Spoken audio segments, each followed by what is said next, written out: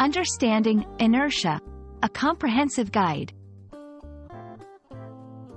Hello, everyone. Welcome back to our English language learning series.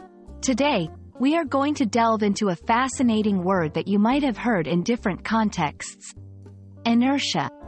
We'll explore its meanings, uses, and some examples to help you understand how to use it in everyday English.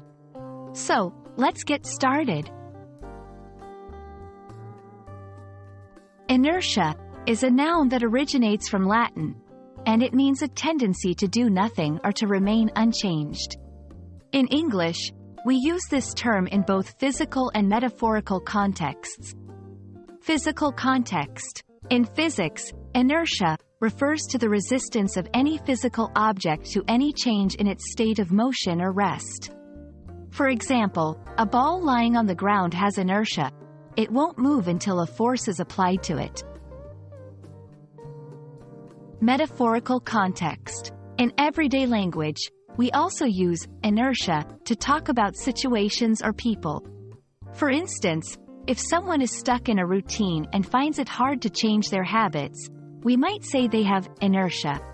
It reflects a resistance to change or a state of inactivity. Let's look at some examples to better understand how to use inertia in sentences. 1. Physical context. The car's inertia kept it moving forward, even after the driver applied the brakes. 2. Metaphorical context. Even though he was unhappy with his job, his inertia kept him from looking for a new one.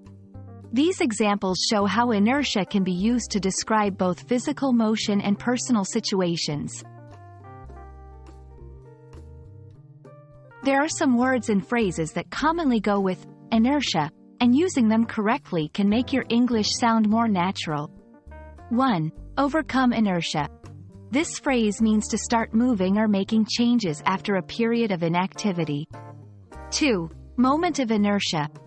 This is a physics term, referring to the quantity expressing a body's tendency to resist angular acceleration. And that wraps up our exploration of the word inertia. We've looked at its definitions, contexts, and examples to help you understand how to use it in both physical and metaphorical situations. Remember, overcoming inertia in language learning is crucial, and you've taken a great step today by expanding your vocabulary.